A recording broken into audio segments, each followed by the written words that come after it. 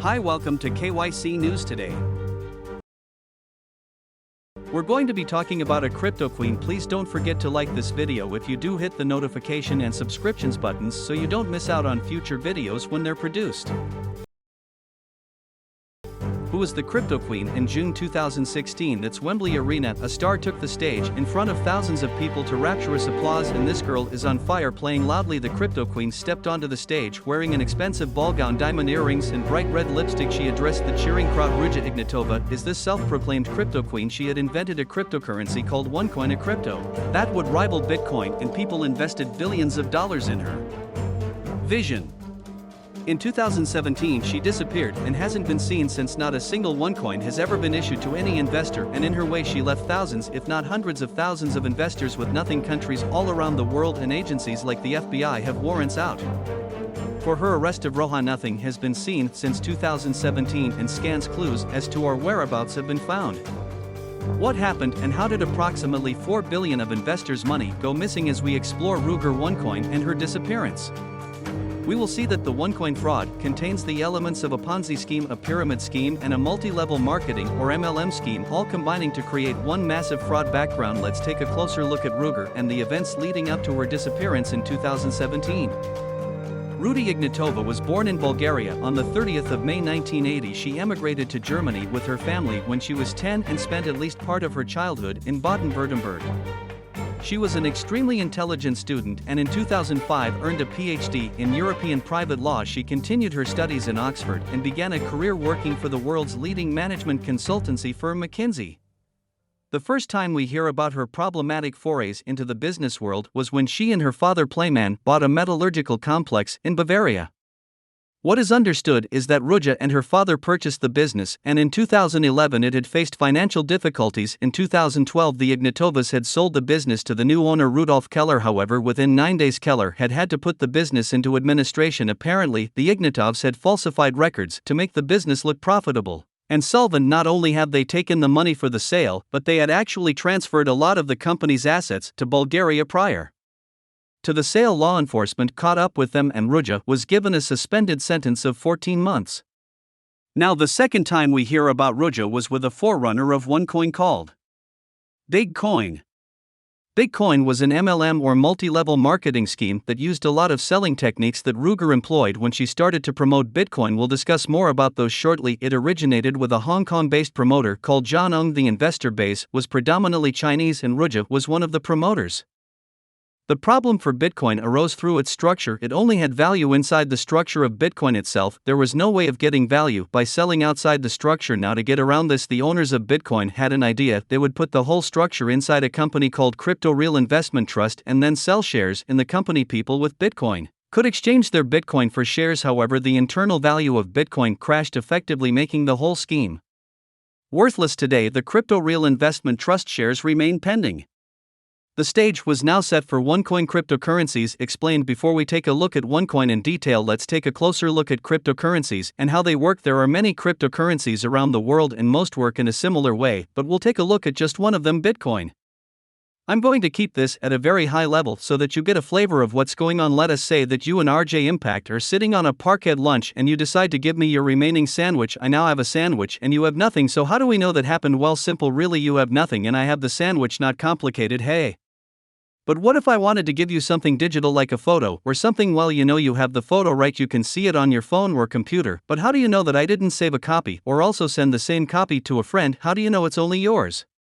Difficult. Hey, obviously giving something digitally is not the same as giving something physically. So how do we solve this? Well, let's get back to the sandwich. If we were going to prove to a third party that you gave the sandwich to RJ Impact, then we could create a ledger. It starts off with a sandwich in the column for you, and then we record the sandwich transfer to RJ Impact. You sign that transfer to say that you made the transfer. Great. If anyone asks me whether the sandwich belongs to me, then I'll show them the ledger signed by you and everyone's happy. So could we create a ledger such that digital transactions could be traced? How do we know that someone couldn't just add a digital transaction under their column and gain more value, or delete to transfer so that they could do it again and send the same asset to another person? Yes, it's complicated, isn't it? The solution: what if we gave the ledger to everyone every time a transaction happened, with a full history of all transactions in digital sandwiches or photos that have ever happened? No one person looks after the ledger, everyone gets the updated copy every time a new transaction takes place. We'll call this the public ledger, but who checks the ledger is correct? Well, people who put their time and effort into checking it to get rewarded every now and again with an extra digital sandwich. This process of checking and creating the ledger is called mining. Also, before you and I accept the ledger is correct, we can make sure that say 10 people have all verified a transaction.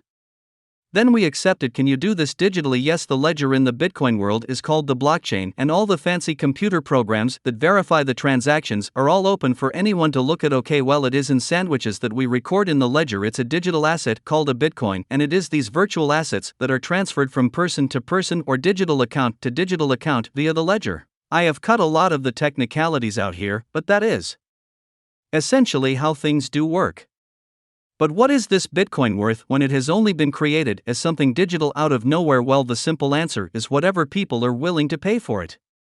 There is a whole economic and quasi-philosophical debate that you can get into over the price and value of Bitcoin or any other currency or asset for that matter, but that's for another day. At the time of recording this, a single Bitcoin today is worth over $50,000 US. Onecoin in late 2014, Ruja Ignatova, her brother Konstantin Ignatova, and a colleague from the Bitcoin swindle, Sebastian Greenwood, set up a company in Bulgaria called Onecoin Limited. Unlike Bitcoin, this did not have a public ledger and all transactions were controlled by Onecoin on its own servers. Apparently, it was safer this way. Onecoin was set up as a company that ostensibly sold educational marketing material primarily for trading purposes. You buy an educational package for between €100 and €118,000, and the packages contain tokens which can be exchanged to mine Onecoins. The launch of the company was extremely successful according to sources. In the period up to the third quarter 2016, revenues amounted to some €3.3 billion, and the network had over 3 million people. The educational material, however, was really a front, as at all meetings recruiters talked about investing in cryptocurrency and Onecoin. Particularly, Onecoins could be exchanged internally via an exchange called Scoinx and could be exchanged for euros. The amount of euros available was limited, however, and was based on the value of the educational package that you purchased. The exchange was shut down in March 2016. Although some people affiliated to the scheme continued to accept funds in early 2015, the price of a Onecoin was stated by Onecoin themselves as not €0.5. 5 years later, the price was set at €30. Apparently, this extraordinary growth was caused by the popularity and demand for Onecoin. The main targets of the company were not sophisticated investors, but people who did not know much about cryptocurrencies. In 2015, there were far fewer people with knowledge of cryptocurrencies generally, and the reasons for Onecoin's success include powerful advertising. A lot of money was spent on the development of the brand, the multi-level marketing strategy whereby investors would actively seek out new investors getting Onecoin rewards for doing so, countless webinars and websites together with a spread into a large number of countries, and last but not least, the Zyalov and Koltov personality that accompanied Ruja Ignatova. So what was the problem? Well, the cryptocurrency Onecoin didn't really exist. It only actually existed in the minds of the creators and its investors. The Onecoins were just numbers written into the schemes.